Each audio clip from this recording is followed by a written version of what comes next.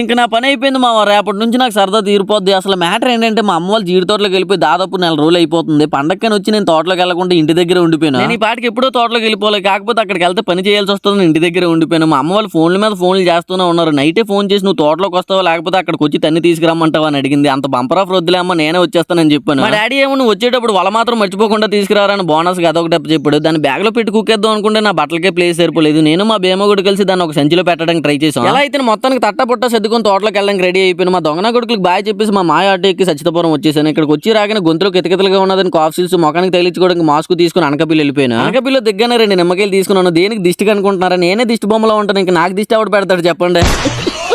బస్సులో వామిటింగ్ అవ్వకుండా ఉండడం కానీ తీసుకున్నాను. కాంప్లెక్స్ లోకి ఎలా ఎంటర్ అయ్యానో లేదు, విజయనగరం బస్సు వచ్చింది. వెంటనే వెళ్ళి ఎక్కేసాను. బస్సు అంతా ఖాళీగానే ఉన్నది. నాకు నచ్చిన సీట్లో కూర్చొని టికెట్ తీసుకుని యూట్యూబ్ లో వీడియోలు చూసుకుంటూ కింద మీద పడుకుంటూ అలా విజయనగరం వచ్చేసాను. విజయనగరంలో దిగ్గిన చల్లగా ఒక లస్సీ వేసాను. ఎందుకు ఈ వీడియో ఎవరి వరకు రీచ్ అయిందో కింద కామెంట్ చేసేయండి. సరే మరి నెక్స్ట్ వీడియోలో మళ్ళీ కలుసుకుందాం ఫ్రెండ్స్. అంతవరకు టాటా బాయ్ బాయ్.